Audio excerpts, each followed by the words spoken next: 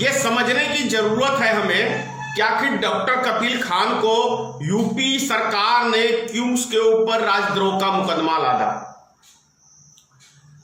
उसका कसूर सिर्फ इतना सा है कि उसने यूपी सरकार के, जो आपको याद होगा गोरखपुर के अंदर हॉस्पिटल में इनकी ड्यूटी थी, वहां पे एक ही महीने में बहुत सारे बच्चों की मृत्यु हुई थी ऑक्सीजन की कमी से।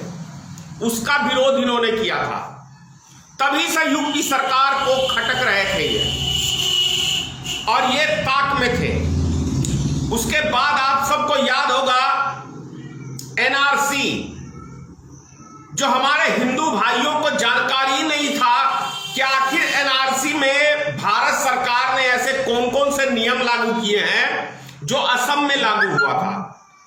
असम के अंदर जो लागू हुआ था, समझ लीजिए 1971 से पहले आपको अपने बाप दादा के नाम की प्रॉपर्टी दिखानी होगी, जो संभव नहीं है। हिंदुस्तान में 20 से 25% आदमी दिखा सकते हैं ये डॉक्यूमेंट। दूसरी चीज, आपके पिताजी का नाम यदि कुशवाहा है, आपके बेटे ने टाइटल में नाम रख लिया महतो प्रसाद सिंह या कुछ भी, जो अभी वर्तमान में हो रहा है। अधिकतर आदमी पिताजी का नाम कुछ और होता है और बेटे कुछ और टाइटल रखते हैं, तो वो भी एक सरकार ने आधार बनाया था कि आपको प्रूफ करना पड़ेगा। ऐसी बहुत सारी चीजें थी जो असंभव सी बात थी आम नागरिकों के लिए। और आपको याद दिला दूं, देश के अंदर जो बंजारा रहते हैं, आप सब देखते होंगे टेंट गाड़ गाड़ के, ये कौन से बाप दादा की अपनी प्रॉपर्टी का कागजात दिखाएगा।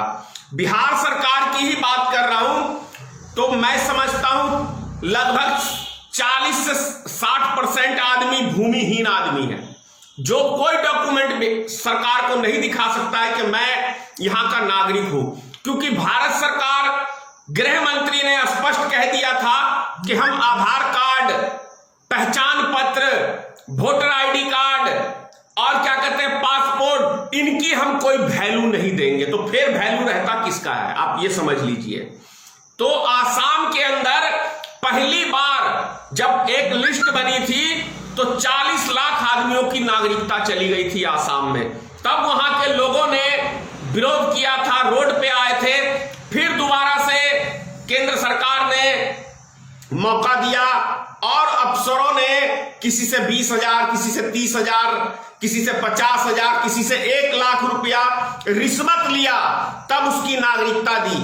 और 19 लाख आदमियों की नागरिकता, 19 लाख कुछ हजार आदमियों की नागरिकता उसके बाद भी गई, जिसके अंदर आपको जानकारी दे दूं कि 15 लाख से ज्यादा उसमें हिंदू थे। जबकि भारत सरकार यह कहने में लगी थी कि हम बांग्लादेशी हिंदू को बसाएंगे, पाकिस्तान के हिंदुओं को बसाएंगे, अफगानिस्तान के हिंदुओं को बसाएंगे, तो 15 लाख हिंदुओं की नागरिकता कैसे चली गई, यह समझने की जरूरत है। इसके लिए मैंने भी पहले भारत सरकार का समर्थन किया था कि विदेश वालों को बसाएंगे, तो इसमें आपत्ति क्या है। जब मुझे जानकारी हुई कि आसाम के अंदर हिंदुओं के साथ 19 लाख में से 15 लाख हिंदुओं की भी नागरिकता चली गई, तब मैं भी इस प्रोटेस्ट का हिस्सा बना। बहुत सारे प्रोटेस्ट में मैंने भाग लिया और मैंने ये बात कही। तो वही चीज डॉक्टर कपिल खान ने भी इसका विरोध किया, एनआरसी का, सीएए का और एनपीआर का। क्योंकि एनपीआर में भी भारत सरकार ने कुछ इसी तरह का हथकंडा लगाया हुआ था।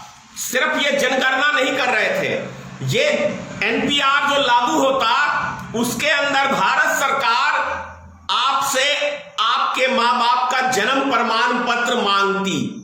ऐसा इन्होंने कानून पास किया था। तभी मैंने कहा था कि नरेंद्र मोदी अपने बाप का पहले जन्म प्रमाण पत्र दिखाए और अपनी मां का दिखाए, तब देश की जनता से मांगे। और अमित शाह अपने बाप और मां का जन्म प्रमाण पत्र दिखाए।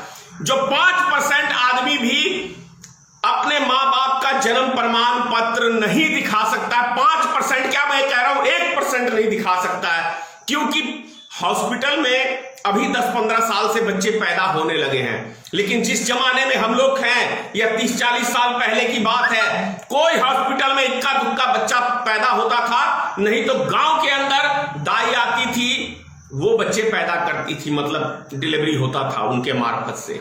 तो ये ऊट पटांग की चीजें सिर्फ और सिर्फ सरकार आम पब्लिक का ध्यान भटकाने के बाद और हिंदू मुसलमान करने का बाद इनको मौका मिल गया था कि हम हिंदुओं को बसा रहे हैं बाहर से लाके, तो मुसलमानों को क्या आपत्ति है? मुसलमान को किसी को आपत्ति नहीं था और ना किसी हिंदू को आपत्ति था, लेकिन आसाम में तो इन्होंने कुछ और कहा और कुछ और किया।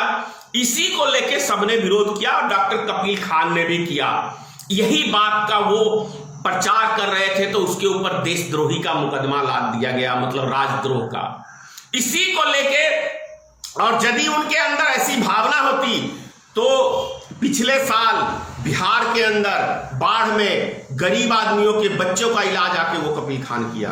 तो मैं बिहार के एक एक व्यक्ति से कहना चाह रहा हूं कि आप सच्चाई के लिए आप आगे आए और डॉक्टर कपिल खान के समर्थन में 28 जुलाई को पूरे बिहार में और पूरे देश के अंदर प्रदर्शन करें, विरोध करें, क्योंकि 28 जुलाई को भारतीय मित्र पार्टी रोड पे उतरेगी।